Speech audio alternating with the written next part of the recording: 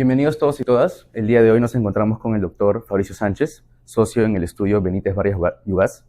Y en esta oportunidad el doctor nos va a hablar acerca del nuevo reglamento de protección de datos personales. Doctor, muchas gracias por esta entrevista. Y comenzamos. ¿Qué impacto tiene la obligación de designar un oficial de datos personales en pequeñas y medianas empresas?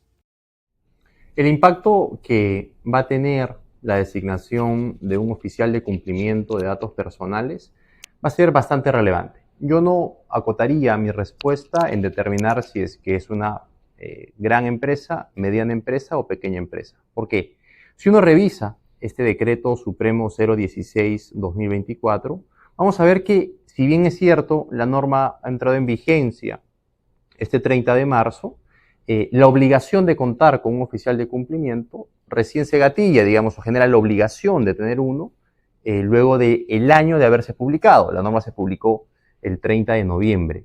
Entonces, en noviembre ya habrá la obligación de contar con un oficial de cumplimiento. Y la norma ha generado una distinción respecto a la cantidad de ventas que pueda tener una persona jurídica para poder cumplir con esa obligación. Es decir, si cumples determinadas ventas anuales computadas en UITs, deberás tener un oficial de cumplimiento al año de la entrada en vigencia. Y así, digamos, paulatinamente, hasta que todas las personas jurídicas que tratan datos personales se encuentran en la obligación de contar con un oficial.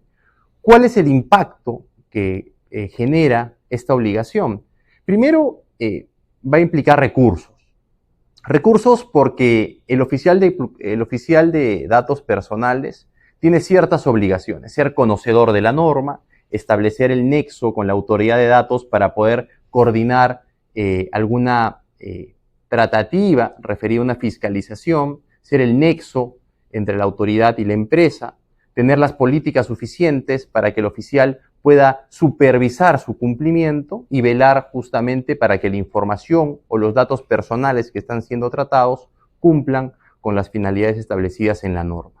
Por lo que eso va a generar, por un lado, para las empresas una garantía de que la información o los datos personales que están siendo tratados cumplen con medidas de seguridad suficientes y adecuadas. Y por el otro, puede generar tal vez una inversión o costos adicionales para las personas jurídicas, pero sin lugar a dudas, la finalidad de la norma me parece adecuada y suficiente, porque lo que busca es garantizar que el titular del dato personal sepa con certeza qué es lo que está ocurriendo con sus datos personales. Con la nueva normativa, ¿podrían las empresas peruanas enfrentar barreras para usar servicios internacionales como Google, Amazon o Microsoft? Sí. A ver, entendamos que el nuevo reglamento establece que para tú contratar, digamos, para hacer flujo transfronterizo, para ser más claro, el nuevo reglamento te establece que el titular de la base de datos que realiza la transferencia debe realizar o gestionar, advertir, tomar en consideración que el receptor del dato personal cumpla con un estándar igual, equivalente y suficiente a la norma peruana. Eso genera que, si es que yo voy a trasladar la información, debo verificar con certeza que el receptor de este dato cumple con las garantías mínimas establecidas en la ley 29733. ¿Qué ocurre si yo transfiero la información y esta empresa o digamos, receptor de la información de este flujo transfronterizo no cuenta con niveles de seguridad adecuados? Bueno, corresponderá establecer contratos que garanticen la implementación de medidas de seguridad, ¿no? Es decir, esto no es ninguna limitante, sino por el contrario, me parece que garantiza que la información que está siendo transferida cuente con niveles adecuados de seguridad, tanto para el titular del banco de datos como para el receptor de este flujo transfronterizo. ¿Cómo afecta la ampliación del criterio de territorialidad a empresas extranjeras que tratan datos de peruanos y qué desafíos genera para su fiscalización? Interesante pregunta.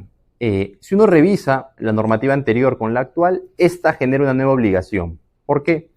Porque ese efecto, ¿no?, de territorialidad, lo que señala la norma es que si yo soy un extranjero que va a recopilar información, digamos, de personas dentro del territorio nacional, yo debo contar con un representante dentro del territorio nacional, ¿no?